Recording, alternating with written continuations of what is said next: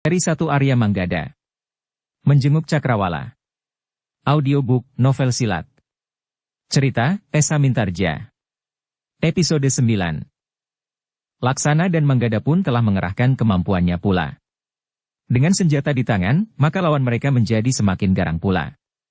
Dua orang bagi setiap anak muda itu memang merupakan lawan yang berat.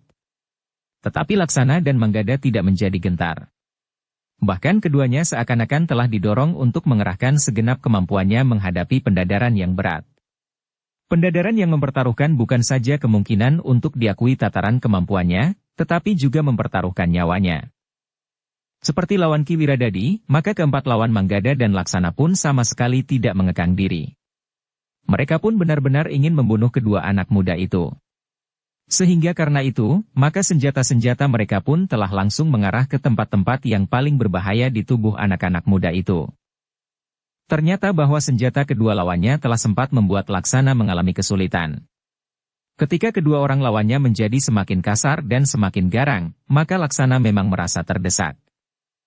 Kedua lawannya tidak saja bertempur dengan kakinya, dengan tangannya dan senjata di genggamannya, tetapi kedua lawannya juga bertempur dengan mulutnya. Mereka berteriak-teriak kasar dan mengumpat-umpat dengan kata-kata kotor, sehingga telinga Laksana rasa-rasanya bagaikan dipanggang di atas api. Dalam kekalutan pemusatan nalar budinya karena teriakan-teriakan yang kotor itu, maka tiba-tiba saja terasa sentuhan di lengan Laksana. Ternyata ia kurang cepat mengelakkan serangan lawannya di saat ia menangkis ujung senjata lawannya yang seorang lagi. Laksana yang menyadari lengannya terluka, telah meloncat mengambil jarak dari kedua lawannya. Ketika ia meraba lengannya yang menjadi pedih itu, maka ia pun telah menggeram. Terasa di telapak tangannya, darahnya yang hangat memang sudah menitik dari lukanya itu. Anak muda itu menjadi sangat marah. Luka di lengannya membuatnya bagaikan banteng yang terluka. Sejenak kemudian, maka ia pun telah meloncat menyerang. Senjatanya berputaran dengan garangnya melibat lawannya berganti-ganti. Tetapi kedua lawannya pun yang telah melihat Laksana terluka berusaha untuk semakin menekannya. Keduanya telah bergerak semakin cepat. Dengan mengerahkan sisa tenaga yang ada pada mereka, maka mereka ingin mempergunakan kesempatan itu sebaik-baiknya. Laksana yang masih belum banyak berpengalaman itu ternyata memang telah terpancing oleh tata gerak lawannya. Anak muda itu melayani kedua lawannya yang bergerak dengan langkah-langkah panjang. Sementara lengannya masih saja menitikkan darah, bahkan semakin banyak ia bergerak, darah itu seakan-akan bagaikan ditekan dari urat nadinya. Laksana yang marah itu ternyata hampir melupakan pesan gurunya. Dalam kemarahan yang tidak terkendali, maka Laksana seakan-akan tidak mempergunakan perhitungan lagi. Ia sama sekali tidak berusaha menghemat tenaganya. Kedua lawannya meskipun mengakui kemampuan anak muda itu, tetapi ternyata mereka memiliki pengalaman yang lebih luas. Selebihnya mereka sama sekali tidak lagi memperhitungkan harga diri sehingga mereka telah bertempur dengan licik. Kemarahan dan kemarahan yang tertimbun di dalam dada Laksana telah membuat nalarnya menjadi kabur. Bahkan ia benar-benar tidak lagi mampu menilai unsur-unsur geraknya sendiri. Manggada yang melihat keadaan Laksana menjadi cemas. Tetapi ia tidak sempat berbuat sesuatu, karena ia sendiri harus memusatkan segenap kemampuannya untuk melawan dua orang lawannya yang tidak kalah garang dan kasarnya dari kedua lawan Laksana. Manggada sendiri telah terloncat surut beberapa langkah untuk mengambil jarak, ketika sekali lagi ia melihat ujung senjata lawannya mengenai pundak Laksana. Laksana memang berteriak untuk melontarkan ungkapan kemarahannya. Tetapi teriakannya itu sama sekali tidak menolongnya. Apalagi kedua lawannya juga berteriak-teriak lebih keras dan bahkan lebih kasar dan dengan kata-kata kotor. Ki Wiradadi yang baru saja mapan, telah merasa terganggu pula perhatiannya oleh keadaan Laksana. Ia pun melihat bahwa Laksana telah terluka di lengan dan di pundaknya. Apalagi lawannya nampaknya dengan sengaja memberinya kesempatan untuk melihat luka Laksana. Bahkan katanya, "Sebentar lagi kawanmu yang muda itu akan mati. Sejenak kemudian yang seorang lagi akan mati juga. Kau memang agaknya akan mati terakhir. Namun justru setelah kau melihat kedua orang kawanmu terbaring menjadi mayat di sini." Ki Wiradadi menggeram. Ia pun telah meningkatkan kemampuannya. Tetapi Ki Wiradadi yang juga cukup berpengalaman itu tidak mau membiarkan dirinya hanyut dalam arus perasaannya. Karena itu, meskipun Ki Wiradadi juga mengerahkan kemampuannya dan berusaha menekan lawannya, namun Ki Wiradadi tidak terlepas dari nalar budinya.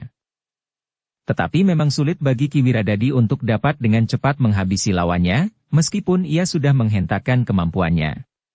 Seakan-akan lawannya memang dipersiapkan untuk melawannya dalam tataran ilmu yang seimbang. Laksana nampaknya memang menjadi semakin garang oleh kemarahan yang menghentak-hentak di dalam dadanya. Tetapi kemarahannya itu justru telah menimbulkan kecemasan bagi Manggada dan Ki Wiradadi. Dalam keadaan yang terdesak, Manggada yang tidak kehilangan akal telah mengambil keputusan yang berat. Bahkan ia memerlukan waktu untuk menentukan apakah ia akan melakukannya atau tidak. Namun jika ia tidak melakukannya, maka keadaan Laksana akan menjadi semakin parah. Darahnya akan semakin banyak mengalir sehingga tubuhnya akan menjadi semakin lemah, sehingga mungkin ia akan terlambat. Karena itu, maka Manggada harus segera menjatuhkan pilihan.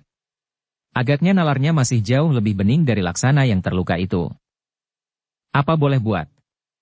Agaknya Laksana justru telah lupa mempergunakannya, berkata Manggada. Dalam keadaan yang terpaksa, karena tidak ada pilihan lain yang dapat dipergunakannya untuk menolong Laksana, maka Manggada telah menarik 2 buah pisau kecilnya. Dengan tangkasnya Manggada telah melemparkan kedua pisaunya itu berurutan demikian cepatnya ke arah kedua lawannya yang berdiri di tempat yang berbeda. Ketika Manggada memindahkan senjata ke tangan kirinya, kedua lawannya memang sudah menjadi curiga. Namun mereka tidak mempunyai kesempatan. Begitu cepatnya Manggada menarik sebilah pisau dan melemparkannya ke dada seorang lawannya, kemudian berbalik sambil merendahkan diri, pisau kedua telah terlempar pula ke dada lawannya yang lain. Terdengar kedua orang itu berteriak berurutan. Seorang di antaranya sempat berteriak dengan umpatan kotor. Namun pisau kecil itu telah dilemparkan dengan sekuat tenaga didorong pula dengan kekuatan cadangan di dalam diri Manggada. Karena itu maka pisau-pisau kecil itu telah menghunjam seakan-akan sampai ke tangkainya. Tidak ada kesempatan untuk mengelak, apalagi kedua orang itu tidak menduga sama sekali. Mereka pun tidak sempat menyadari bahwa ujung pisau-pisau kecil itu ternyata telah menggapai jantung mereka dan membunuh mereka. Manggada tidak sempat mengamati kedua orang lawannya itu. Ia pun segera meloncat mendekati arena pertempuran antara Laksana dan kedua orang lawannya. Ternyata Laksana yang terpancing oleh lawannya dengan gerak-gerak yang panjang dan cepat, serta darah yang mengalir dari kedua lukanya, kekuatannya mulai menjadi susut. Namun kehadiran Manggada telah merubah sama sekali keseimbangan dalam arena pertempuran itu. Dengan cepat Manggada berhasil mengikat seorang di antara lawan Laksana dalam pertempuran melawannya, sehingga dengan demikian maka Laksana tinggal menghadapi seorang lawan saja. Meskipun kekuatan dan kemampuan Laksana mulai susut, namun menghadapi seorang saja dari kedua lawannya, kekuatan dan kemampuannya masih jauh memadai. Apalagi ketika Manggada sempat memperingatkan. Pergunakan otakmu. Laksana menarik nafas dalam-dalam. Tetapi senjatanya pun kemudian telah bergetar menghadapi seorang saja dari kedua lawannya. Kau telah terluka, geram lawannya yang menjadi bimbang karena ia harus menghadapinya sendiri. Lukaku tidak berarti apa-apa, jawab Laksana. Tetapi aku tidak ingin membunuhmu dengan cepat dengan melontarkan pisau-pisau kecilku. Oleh kemarahan yang menghentak di dadaku aku justru terlupa mempergunakannya, karena aku tidak terbiasa membawanya. Sekarang aku ingin membunuhmu dengan senjataku ini. Orang itu memang menjadi cemas. Tetapi ia masih berusaha untuk membesarkan hatinya. Bahkan ia tertawa sambil berkata, tenagamu sebentar lagi akan habis terhisap sejalan dengan darahmu yang menjadi kering. Laksana tidak menjawab lagi. Tiba-tiba saja ia telah meloncat menyerang dengan garangnya. Senjatanya berputaran dengan cepat sekali. Namun ia sudah mulai mencoba mempergunakan penalarannya kembali. Sehingga dengan demikian, maka ia tidak lagi menjadi kehilangan langkah. Meskipun demikian, darah yang mengalir dari lukanya memang telah mengganggu perasaannya. Namun ia tidak mau mati di ujung senjata lawannya. Manggada tidak lagi ingin membunuh lawannya yang diambilnya dari Laksana. Namun demikian, ternyata lawannya itu pun telah mengerahkan segenap kemampuannya untuk berusaha membunuhnya. Laksana yang sudah terluka itu masih mampu menggerakkan senjatanya dengan garang, sehingga lawannya benar-benar tidak mendapat tempat di arena. Tetapi justru karena itu, maka dengan putus asa lawannya telah bertempur membabi buta. Dengan teriakan-teriakan dan umpatan-umpatan kotor, ia menyerang Laksana seperti badai. Namun dengan demikian geraknya menjadi kacau. Perhitungannya kabur dan kegelisahannya menjadikannya bingung menghadapi kecepatan gerak Laksana. Dan pada suatu saat, senjata Laksana yang marah itu telah menyambar dadanya.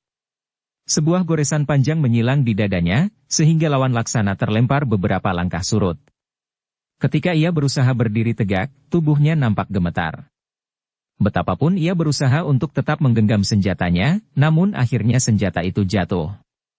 Bahkan perlahan-lahan orang itu pun terjatuh pada lututnya.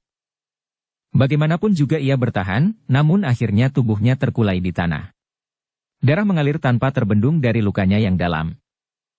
Laksana berdiri termangu-mangu. Sejenak ia mengawasi lawannya yang terbaring diam.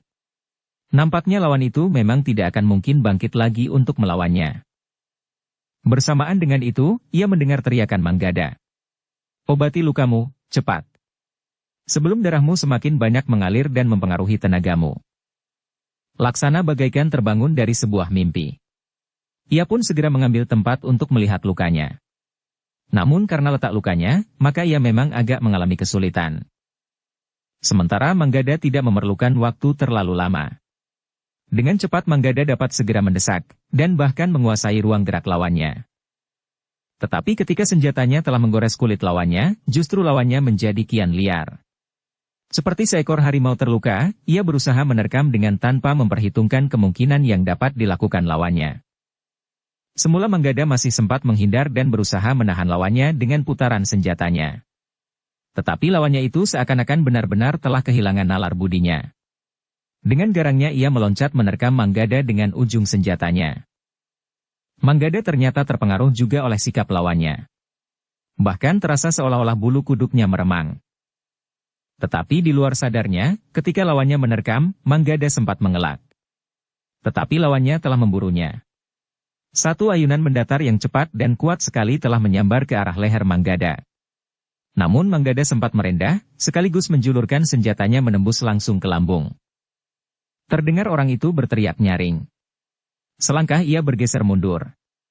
Manggada masih menggenggam tangkai senjatanya yang telah terlepas dari tubuh lawannya. Tidak ada lagi yang dapat dilakukan lawan Manggada. Rasa-rasanya semuanya menjadi gelap. Bahkan ia pun kemudian jatuh tertelungkup. Pada saat yang bersamaan, lawan Ki Wiradadi pun menjadi putus asa. Tetapi ia tidak membunuh dirinya sebagaimana kawan-kawannya. Ia masih sempat berpikir bahwa ia harus lolos dari maut untuk menyampaikan kepada pemimpinnya bahwa ada 3 pemburu yang naik ke lereng gunung setelah menyeberangi hutan Jatimalang. Karena itu, selagi perhatian Manggada tertuju kepada lawannya yang jatuh terbaring di tanah, sementara Laksana sedang memperhatikannya pula, lawan Ki Wiradadi berusaha melenting jauh dan dengan serta-merta berusaha melarikan diri dari arena. Ki Wiradadi tidak mempunyai kesempatan untuk mengejarnya. Orang itu telah mendahuluinya beberapa langkah. Dengan cepat Ki Wiradadi menyadari bahwa jika salah seorang di antara orang-orang itu terlepas dari pengawasan mereka, maka orang itu tentu akan menjadi sangat berbahaya. Karena itu, Ki Wiradadi tidak sempat membuat perhitungan yang rumit. Ketika ia menyadari bahwa ia tidak akan dapat mengejar lawannya itu, maka tiba-tiba saja ia telah mencabut sebuah dari pisau-pisau kecilnya dan dengan sepenuh kekuatan dilemparkannya kepada lawannya yang melarikan diri itu. Terdengar orang itu mengaduh. Dengan langkahnya dan terhuyung-huyung sambil berputar. Dengan suara bergetar ia berkata sambil menunjuk ke arah Ki Wiradadi. "Kau licik. Kau tusuk punggungku selagi aku membelakangimu." Ki Wiradadi termangu-mangu sejenak. Namun kemudian ia pun menjawab. "Kau akan melarikan diri." Orang itu memandang Ki Wiradadi dengan mata yang menyala. Tubuhnya yang tidak dapat mempertahankan keseimbangan mulai berguncang-guncang. Namun ia masih berkata, "Panembahan akan menghukummu dengan hukuman yang paling getir." "Panembahan siapa?" bertanya Ki Wiradadi. "Panembahan Lebdagati. Seorang panembahan yang tuntas ingkauruh. Menguasai segala macam ilmu lahir dan batin." Suaranya semakin bergetar dan tubuhnya tidak lagi mampu bertahan. Bahkan sejenak kemudian orang itu pun telah jatuh tertelungkup dengan sebilah pisau terhunjam di punggungnya. Ki Wiradadi melangkah perlahan-lahan mendekatinya. Dia matinya orang yang telah tidak bernyawa lagi itu. Tetapi ia sadar bahwa langkah yang diambilnya itu telah diperhitungkannya sejak semula, bahwa mungkin sekali akan terjadi. Jika ia menyeberangi hutan Jatimalang untuk melacak anak gadisnya yang hilang, maka ia akan terpaksa memasuki dunia kekerasan. Membunuh atau dibunuh. Tetapi ia tidak mempunyai pilihan lain. Jika ia tidak berbuat apa-apa, maka pembunuhan-pembunuhan masih akan berlangsung terus. Bahkan gadis-gadis yang dikorbankan untuk sebuah kepercayaan yang sesat akan terus berlanjut. Manggada yang telah kehilangan lawannya, telah membantu Laksana mengobati luka-lukanya, sehingga darahnya menjadi pampat. Ketika Ki Wiradadi kemudian mendekatinya, Manggada berdesis. Apa yang harus kita lakukan sekarang? Ki Wiradadi menarik nafas dalam-dalam. Diamatinya luka Laksana di pundak dan lengannya. Untunglah luka itu tidak terlalu dalam dan tidak beracun, desis Ki Wiradadi. Ya, sahut Laksana. Nampaknya memang tidak begitu berpengaruh. Tetapi kau tidak boleh terlalu banyak bergerak, berkata Ki Wiradadi kemudian. Darahmu akan terlalu banyak mengalir. Sementara itu kita masih akan menempuh perjalanan yang lebih berbahaya. Kau dengar, orang itu telah menyebut nama Panembahan Lebdagati, yang katanya seorang panembahan yang berilmu tinggi lahir dan batin. Laksana mengangguk-angguk. Ia sadar bahwa lukanya tentu akan mengganggunya jika luka itu tidak dapat diatasi dengan obat yang dibawanya. Karena itulah, maka Laksana tidak mempunyai pilihan lain kecuali beristirahat untuk beberapa saat. Kita masih mempunyai tugas, berkata Manggada. Kita harus mengubur mayat-mayat itu agar tidak menjadi makanan burung-burung buas atau binatang liar dari hutan itu. Ki Wiradadi kemudian berdesis. Biarlah Laksana beristirahat lebih dahulu. Bertiga mereka kemudian duduk bersandar batu padas di bawah sebatang pohon yang rimbun, setelah mereka memungut kembali busur-busur mereka. Sementara itu Ki Wiradadi berkata, kita tidak dapat membayangkan siapa dan seberapa tinggi kemampuan orang yang disebut Panembahan Lebdagati itu. Manggada dan Laksana mengangguk-angguk. Tentu tidak seperti orang-orang yang telah mereka kalahkan itu. Bahkan mungkin Panembahan itu akan dapat menghancurkan mereka bertiga sekaligus. Sambil memandangi dedaunan yang bergerak-gerak digoyang angin, Manggada berkata hampir kepada diri sendiri. Satu tantangan yang harus diatasi. Tetapi kita tidak dapat membiarkan upacara sesat itu dibiarkan saja. Tetapi bukannya tanpa perhitungan, berkata Ki Wiradadi. Aku memang merasa wajib untuk mengambil anakku. Dan jika mungkin, gadis-gadis yang masih ada. Tetapi aku harus memikirkan cara yang terbaik untuk melakukannya. Kalian masih terlalu muda untuk melakukan tugas yang sangat berat ini. Kemungkinan yang paling pahit dapat terjadi. Mati, desis Laksana. Kalian masih terlalu muda untuk mengalaminya. Masih panjang kemungkinan yang dapat terjadi atas kalian. Karena itu aku harus memikirkannya apakah sudah sepantasnya aku membawa kalian menempuh bahaya yang demikian besarnya. Pada langkah pertama ini, aku telah menyesal bahwa kalian terlibat ke dalamnya. Untunglah bahwa kalian memiliki bekal yang cukup tinggi, sehingga kalian dapat lolos dari maut. Bahkan tanpa kalian, aku pun tidak akan dapat meninggalkan tempat ini, karena aku tentu sudah terbaring mati. Merekalah yang akan berdiri sambil mengamati mayatku, berkata Ki Wiradadi. Jangan berkata begitu, Ki Wiradadi, berkata Manggada. Bukan salah Ki Wiradadi bahwa kami berada di sini. Kami sudah menyatakan kesediaan kami untuk membantu Ki Wiradadi menyelamatkan anak gadis Ki Wiradadi. Tetapi yang lebih penting lagi, menghancurkan kepercayaan yang sesat itu. Seperti yang sudah aku katakan, kita bukannya tidak berperhitungan, sahut Ki Wiradadi. Namun kemudian dengan serta-merta ia berkata selanjutnya. Bukan maksudku menolak uluran tangan kalian. Aku merasa sangat berterima kasih. Bahkan seandainya hanya sampai sekian pun, aku sudah merasa berhutang budi kepada kalian. Tetapi yang justru aku pikirkan adalah keselamatan kalian untuk selanjutnya. Jika terjadi sesuatu atas kalian berdua, atau salah seorang di antara kalian, aku akan merasa bersalah. Tetapi Manggada menggelengkan kepalanya. Katanya, ini adalah pilihan kami sendiri, Ki Wiradadi. Jangan menyalahkan diri jika terjadi sesuatu atas kami. Hanya dengan mengabdikan diri pada kemanusiaan, maka ilmu yang selama ini kami pelajari akan berarti. Ki Wiradadi menarik nafas dalam-dalam. Ia sudah berusaha memberikan peringatan kepada anak-anak muda itu. Tetapi kedua orang anak muda itu nampaknya sudah bertekad bulat untuk meneruskan perjalanan, apapun yang akan terjadi kemudian. Namun bagaimanapun juga, kehadiran kedua orang anak muda itu telah menjadi beban bagi Ki Wiradadi, meskipun ia sangat memerlukannya. Setelah menyeberangi hutan Jatimalang, bersama kedua anak muda itu, Ki Wiradadi baru melihat ancaman yang sebenarnya.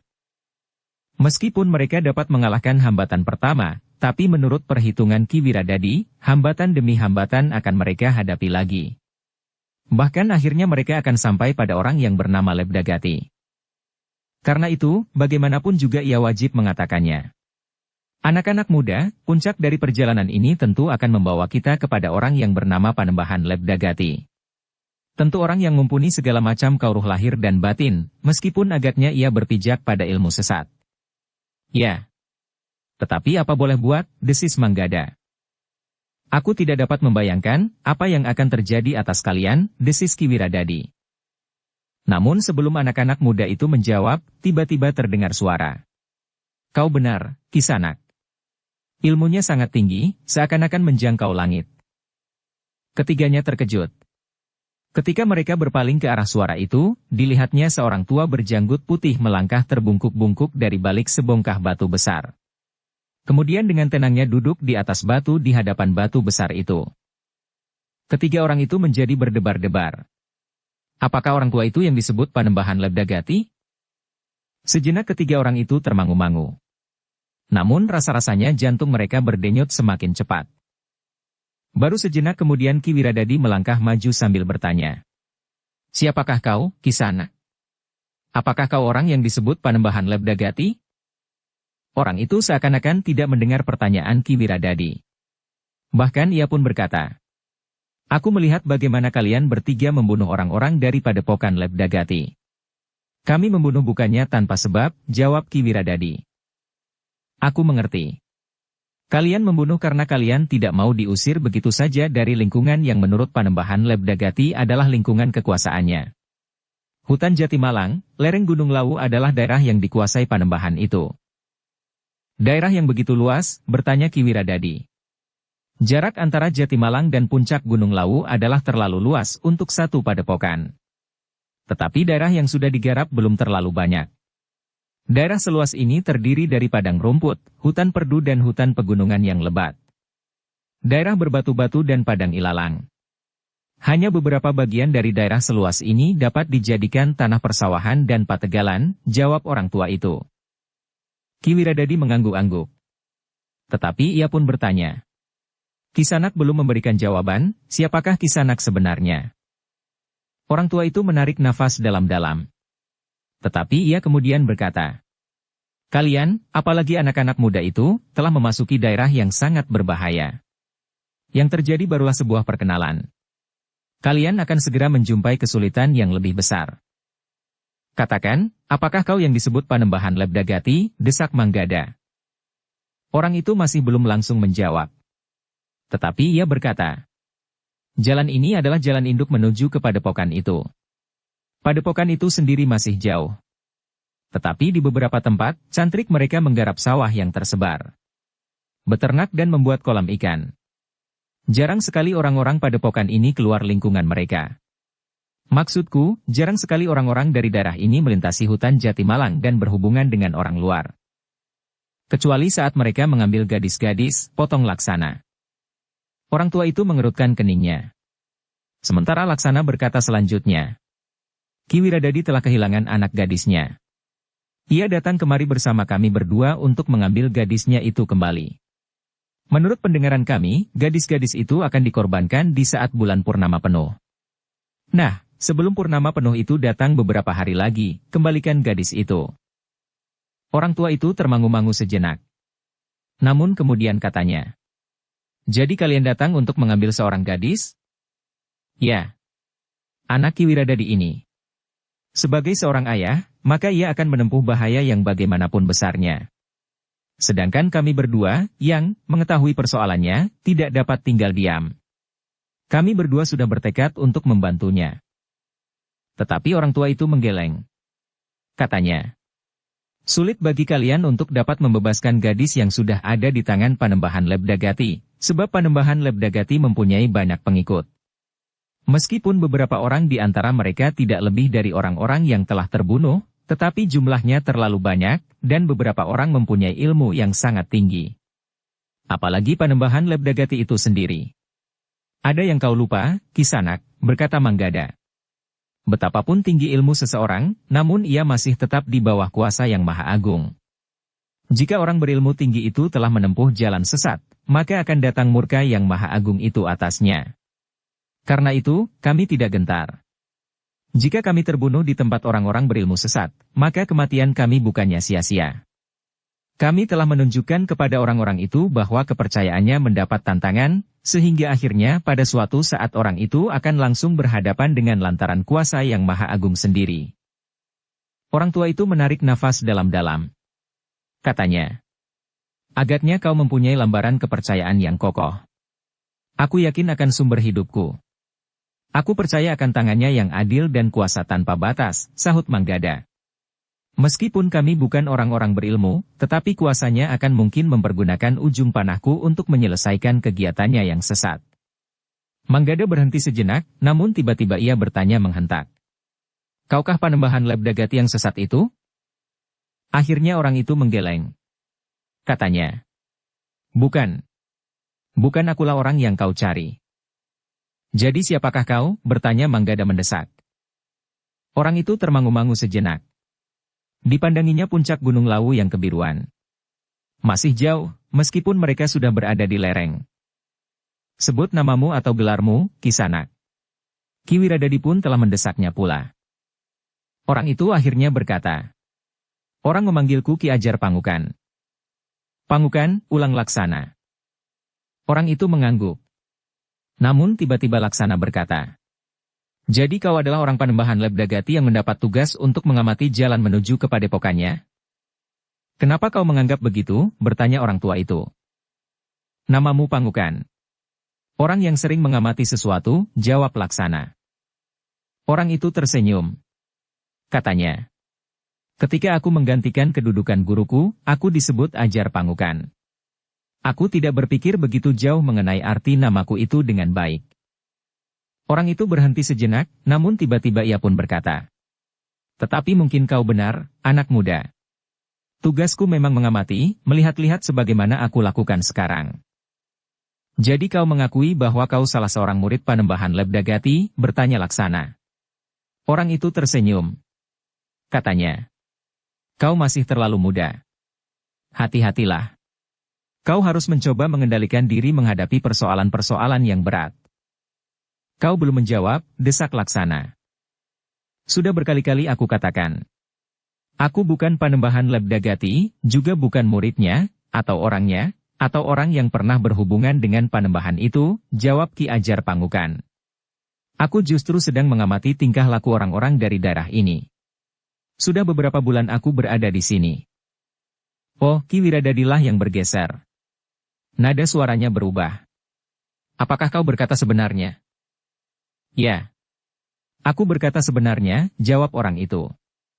Jika aku pengikut Panembahan Lebdagati, atau bahkan Lebdagati itu sendiri, maka aku tentu akan dengan serta-merta membunuh kalian. Ki Wiradadi mengangguk-angguk. Namun tiba-tiba saja Laksana yang tersinggung berkata, kau kira kami adalah kelinci-kelinci yang tidak berarti apa-apa? Kau lihat, kami telah membunuh orang-orang Panembahan Lebdagati. Sudahlah, anak muda, berkata orang itu. Kita jangan terlalu lama di sini. Kita tidak boleh ketahuan orang-orang Panembahan Lebdagati. Setelah beberapa bulan aku di sini, aku menjadi semakin mengenali lingkungan ini. Termasuk Panembahan Lebdagati itu sendiri. Namun aku tidak boleh diketahui oleh mereka. Jika demikian, maka usahaku akan sia-sia. Jadi apa yang sebaiknya kita lakukan? Bertanya Ki Wiradadi. Ikuti aku setelah kalian mengubur orang-orang yang terbunuh itu, berkata Ki Ajar Pangukan. Kau ingin menjebak kami, berkata Laksana. Ki Ajar itu tertawa. Katanya, kau terlalu curiga, anak muda. Tetapi baiklah, aku mengerti. Karena itu, biarlah aku tunjukkan kepadamu, bahwa aku tidak akan mencelakanmu. Jika aku ingin melakukannya, aku dapat melakukannya dengan mudah. Laksana termangu-mangu. Namun ia pun kemudian melihat orang tua itu bangkit berdiri, dan seperti terbang, ia meloncat mundur ke atas sebuah batu yang besar. "Perhatikanlah.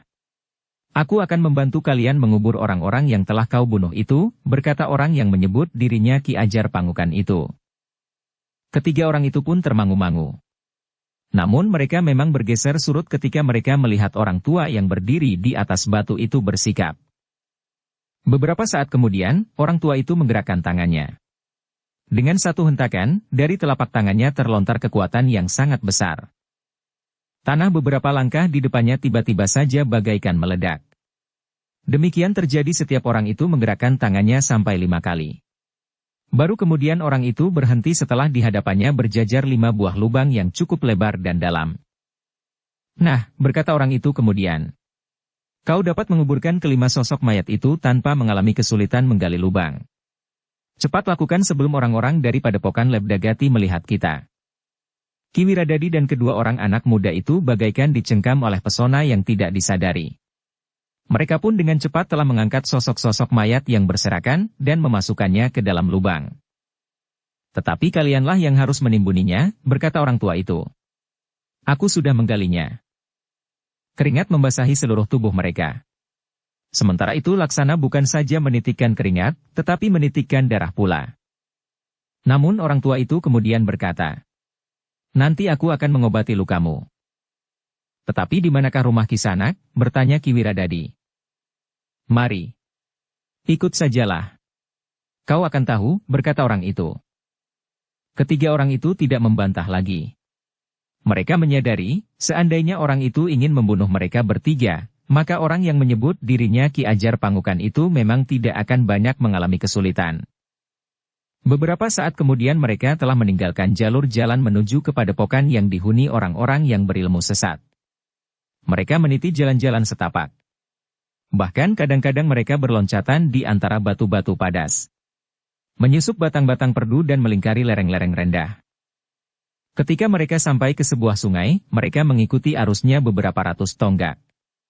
Baru kemudian mereka menyeberang dan naik di lereng sebelah. "Kita kemana?" bertanya Manggada. "Aku mempersilahkan kalian singgah di padepokanku," berkata orang itu. "Padepokanmu juga di kaki gunung ini?" bertanya Laksana. "Ya. Tetapi letaknya memang agak jauh," jawab orang itu. Lalu ia pun bertanya kepada Laksana. "Nampaknya kau sudah terlalu letih." "Aku mengerti, luka-lukamu masih saja berdarah." "Tidak," jawab Laksana. "Tetapi lukaku memang berdarah lagi. Kita dapat beristirahat sebentar. Kita sudah berada di tempat yang agak jauh dari daerah pengawasan Panembahan Lebdagati," berkata Ki Ajar Pangukan itu. "Aku tidak ingin beristirahat," berkata Laksana. "Aku hanya ingin memampatkan darahmu saja," jawab Ki Ajar. "Baiklah," akhirnya Ki Wiradadi yang menyahut. "Agaknya lukamu memang perlu diobati lagi."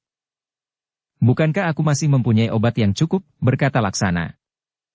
"Karena itu, sebaiknya obat itu dipergunakan," sahut Ki Ajar. Laksana tidak membantah lagi.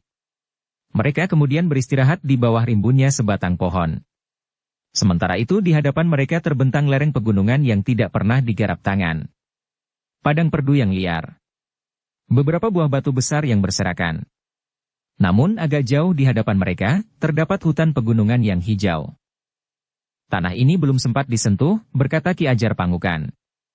"Berbeda dengan daerah di sekitar padepokan dan anak-anak padepokan Panembahan Lebdagati.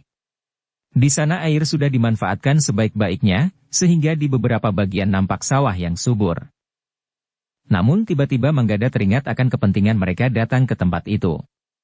Karena itu ia berkata, "Ki Ajar, kedatangan kami ke tempat ini bukannya sekedar bertamasya di lereng pegunungan. Kami telah bertekad untuk mengambil anak perempuan Ki Wiradadi yang telah diserahkan kepada orang-orang berilmu sesat itu."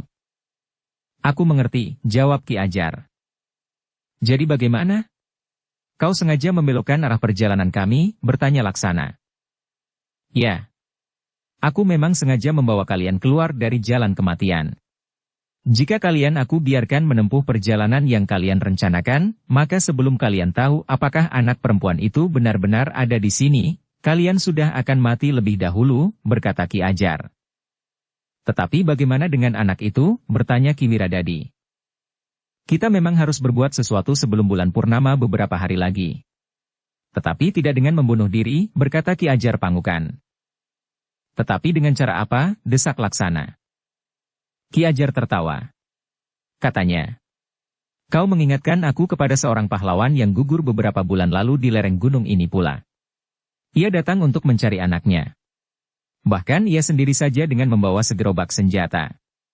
Seperti kalian. Pedang, busur dan anak panah, pisau-pisau belati dan tombak, bindi, trisula, nanggala dan barangkali bajra. Orang itu berhenti sejenak. Lalu katanya, tetapi semua itu tidak akan berarti apa-apa. Jumlah pengikut Panembahan Lebdagati cukup banyak. Manggada, Laksana dan Ki Wiradadi menundukkan kepalanya. Mereka melihat bagaimana orang tua itu mengangkat tangannya dan kemudian melontarkan ilmunya membuat 5 buah lubang yang cukup untuk mengubur 5 sosok mayat. Dengan demikian mereka dapat membayangkan betapa besar kemampuan ilmu orang itu dibandingkan dengan mereka bertiga. Dibandingkan dengan anak panah dan busur mereka. Dibandingkan dengan pedang dan pisau-pisau kecil mereka. Karena ketiga orang itu tidak menyahut, Ki Ajar pun berkata, lihat lagi luka itu. Obati lagi jika perlu. Manggadalah yang kemudian melihat lagi luka saudara sepupunya. Ia memang merasa perlu untuk menaburkan lagi obat pada luka Laksana. Dalam pada itu, Ki Ajar berkata lagi, padepokanku tidak berisi apa-apa. Berbeda dengan padepokan Ki Lebdagati yang dihuni banyak pengikutnya. Aku tinggal di padepokanku sendiri. Sendiri, bertanya Ki Wiradadi. Ki Ajar Pangukan tertawa. Katanya dengan nada rendah. Ya, sendiri saja. Jika aku tinggal bersama beberapa orang, maka kehadiranku di sini akan segera diketahui oleh Sang Panembahan. Ketiganya tidak menyahut. Mereka kemudian meneruskan perjalanan. Padang perdu itu semakin lama memang menjadi semakin banyak ditumbuhi pepohonan yang cukup besar. Pohon mindi, pakis hutan dan beberapa jenis pohon berduri. Ilalang pun tumbuh semakin tinggi. Beberapa saat kemudian mereka melintasi sebuah parit yang berair bening. Namun mereka mendengar tidak jauh dari tempat itu terdapat sebuah grojogan. Agaknya air parit itu sampai ke lereng yang agak terjal. Ki Ajar agaknya mengetahui bahwa ketiga orang itu sedang memperhatikan suara grojogan. Katanya, kita memang akan pergi ke grojogan itu. Ki Wiradadi termangu-mangu. Namun Ki Ajar berkata, marilah. Kita teruskan perjalanan kita. Sebelum senja kita harus sudah sampai. Ketiga orang itu menengadahkan wajahnya hampir berbareng. Matahari memang sudah menjadi semakin rendah. Beberapa saat mereka berjalan. Mereka memanjat tebing, tak lama kemudian meniti jalan-jalan sempit yang menurun. Meloncati bebatuan, dan sekali-sekali meluncur berpegangan rumput-rumput liar, sehingga mereka tiba di sebuah lembah yang diapit oleh lereng yang ditumbuhi berbagai macam pepohonan besar dan kecil. Seakan-akan mereka memasuki lembah hijau subur, jauh berbeda dengan tanah-tanah gersang yang baru saja mereka lewati. Suara grojogan itu semakin dekat. Akhirnya mereka sampai ke lingkungan yang basah, seperti rawa dangkal. Itulah grojogan itu, berkata Ki Ajar Pangukan. Grojogan itu cukup tinggi. Air dari parit yang tadi mereka seberangi, meluncur dari atas tebing dan jatuh ke lembah. Kemudian mengalir menelusuri lembah itu dan hilang ke dalam rimbunnya pepohonan di lembah itu. Marilah, berkata Ki Ajar Pangukan. Aku persilahkan kalian singgah di padepokanku. Ketiga orang itu mengerutkan keningnya. Namun sambil tertawa Ki Ajar berkata, padepokan menurut pengertianku. Memang agak lain dari padepokan menurut pengertian orang lain. Keempat orang itu kemudian memanjat kembali lereng lembah itu. Kemudian berbelok di belakang pepohonan. Ternyata terdapat sebuah dataran yang tidak terlalu luas.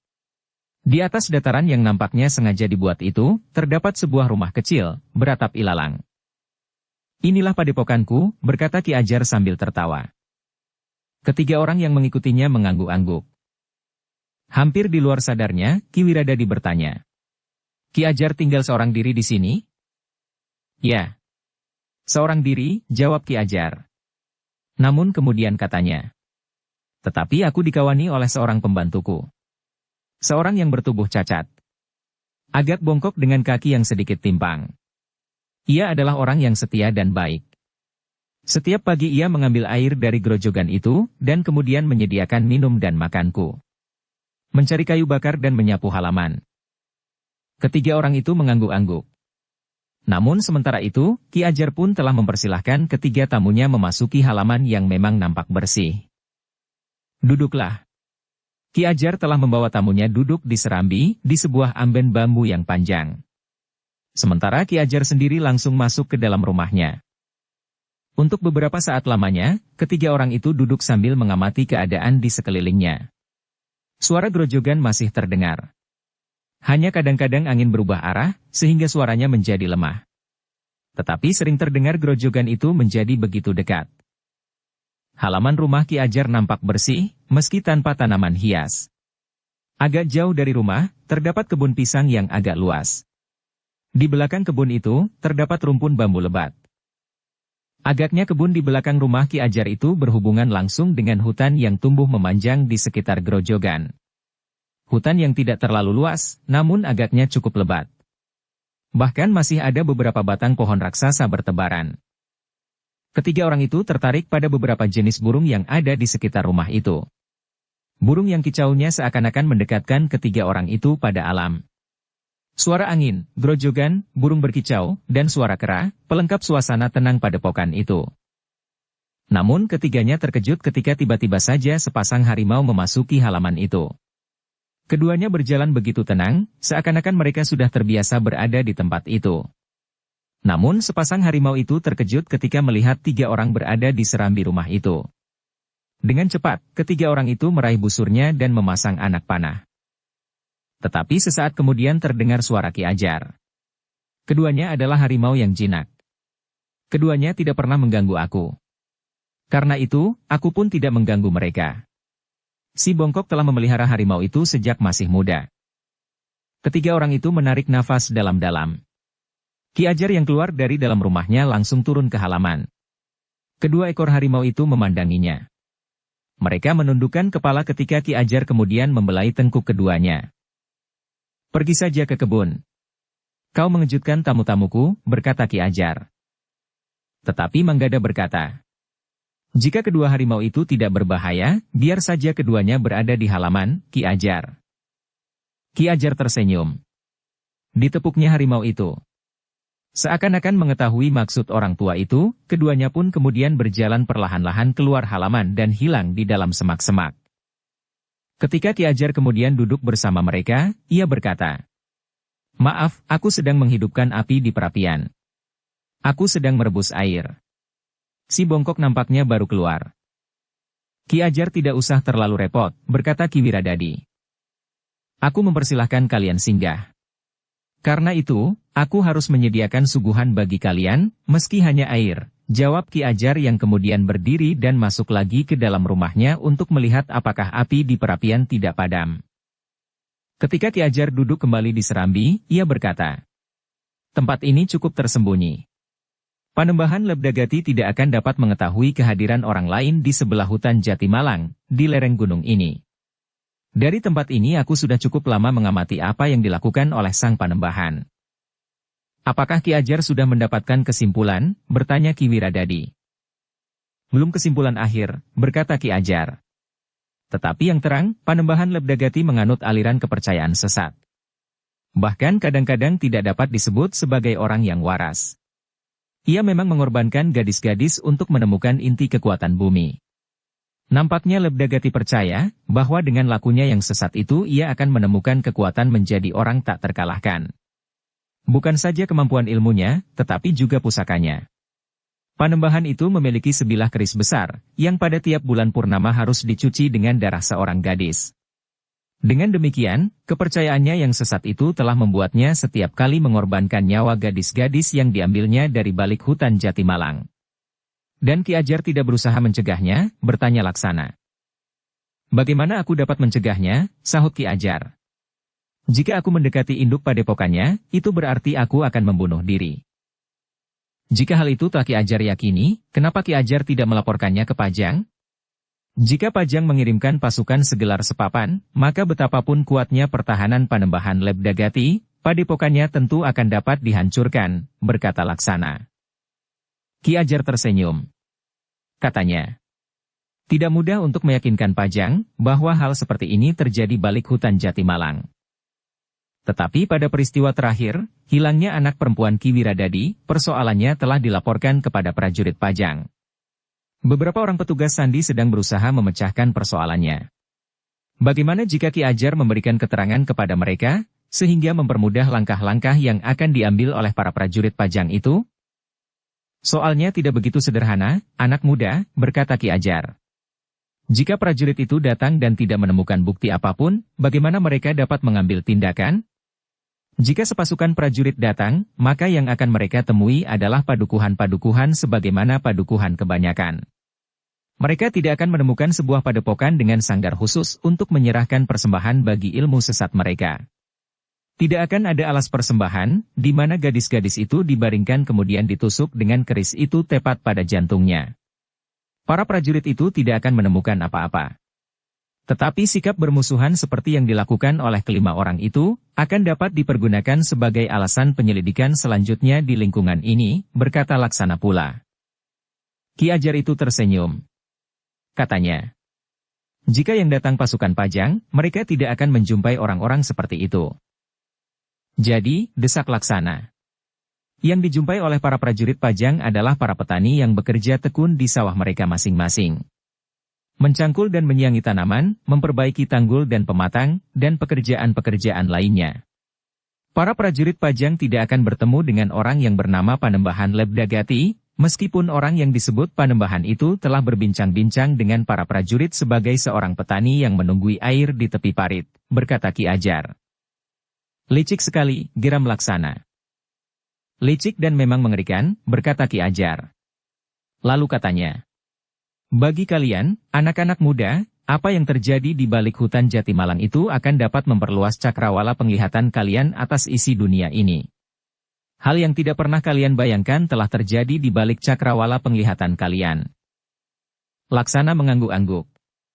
Namun yang kemudian berbicara adalah Ki Wiradadi. Jangankan anak-anak muda itu. Apa yang aku ketahui agaknya masih terlalu sempit. Rasa-rasanya kedatangan kami kemari bagaikan sedang menjenguk peristiwa yang terjadi di balik cakrawala penglihatan kami yang sempit. Sudahlah, berkata Ki Ajar. Adalah kebetulan bahwa aku berada di sini, sehingga aku dapat menceritakan kemungkinan-kemungkinan itu. Bukan satu kebetulan, desis Manggada. Ki Ajar mengerutkan keningnya. Anak muda yang seorang ini agaknya memang mampu berpikir lebih tenang dari yang lain. Namun demikian Ki Ajar menjawab. Agaknya memang gabungan antara kebetulan dan kesengajaan. Manggada tersenyum. Katanya, apapun yang Ki Ajar lakukan, namun Ki Ajar tentu akan dapat mendekatkan kami kepada persoalan yang ingin kami pecahkan. Ki Ajar mengangguk-angguk. Sementara Ki Wiradadi berkata, waktu kita tinggal sedikit. Jika saatnya purnama naik, maka akan ada lagi satu jiwa melayang. Mungkin yang akan mendapat giliran kali ini adalah anak perempuanku. Ki Ajar mengangguk-angguk. Katanya, perbuatan itu memang harus dihentikan. Menurut pendengaranku, keris itu menuntut 100 nyawa untuk menjadikannya pusaka tidak ada duanya di dunia. Jika keris itu ditusukkan untuk ke-100 kalinya pada jantung seorang gadis, maka keris itu akan mempunyai tuah yang tidak ada bandingnya. Keris itu akan sanggup melawan semua pusaka yang ada di tanah ini. Termasuk Kanjeng Kiai Pleret. Bersambung ke episode 10. Dukung kami dengan subscribe, follow, like, komen dan share. Terima kasih.